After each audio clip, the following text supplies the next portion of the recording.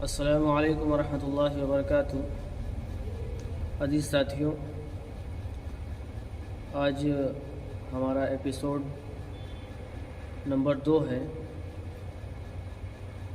قرآن کی فضیلت۔ قرآن کی فضیلت پر ہم نے کل ایک حدیث پیش کی تھی، آج اس کی دوسری حدیث میں پیش کرتا ہوں۔ اور راوی کون ہے؟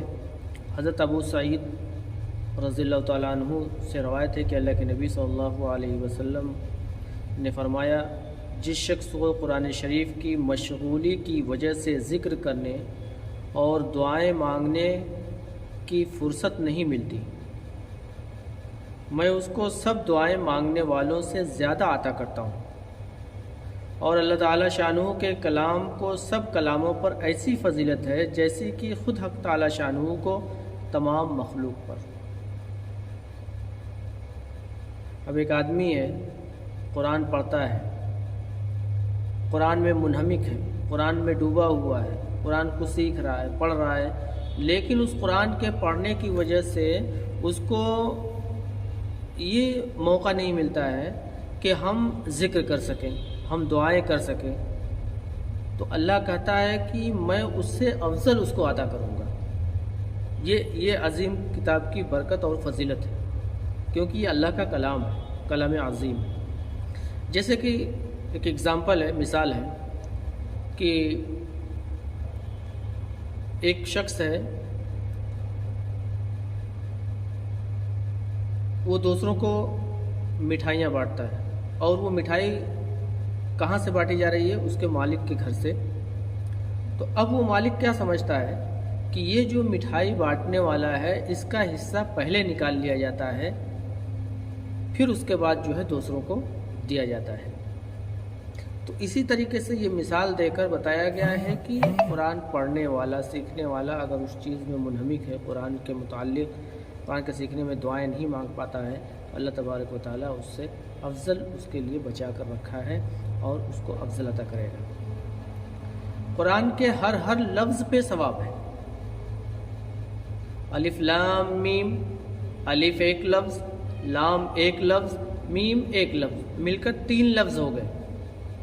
اس پر بھی اللہ تبارک و تعالی ہمیں اتنی نیکیاں دیتا ہے، اپنے فضل و کرم سے، اپنے رحم و کرم سے اللہ تبارک و تعالی اتنی نیکیاں دیتا ہے کہ ہم اس کا تصور بھی نہیں کر سکتے ہیں، اتنا مہربان ہے۔ تو ہم اس کے کلام کو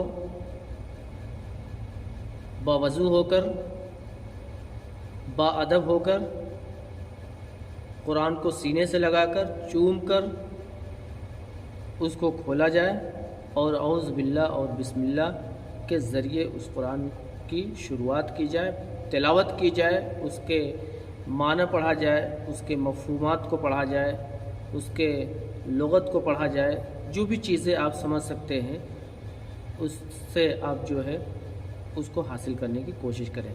اب اللہ کا بہت بڑا کرم ہے کہ اللہ تبارک و تعالیٰ کے فضل و کرم سے قرآن ہر زبان میں آ گئی ہے، اس کے ٹرانسلیٹ بھی بہت ساری زبانوں میں آ گئی ہے، الگ الگ زبانوں میں۔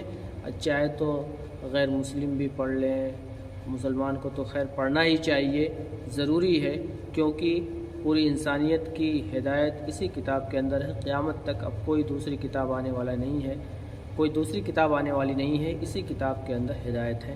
اللہ تبارک و تعالیٰ سے ہم دعا کرتے ہیں کہ اللہ تبارک و تعالیٰ جو حضرت ابو سعید خدری رضی اللہ تعالیٰ عنہ سے یہ حدیث بیان کی گئی تھی، جس کو انہوں نے بیان کیا، جس کے راوی تھے امام ترمذی رحمۃ اللہ علیہ، اور دارمی اور بحقی نے اس کو روایت کیا تھا، اور جو حدیث آپ کے سامنے پیش کی گئی ہے، اللہ ہم کو اس حدیث پر عمل کرنے کی توفیق عطا فرمائے، تاکہ ان فضیلت والے لوگوں میں ہم بھی شامل ہو جائیں۔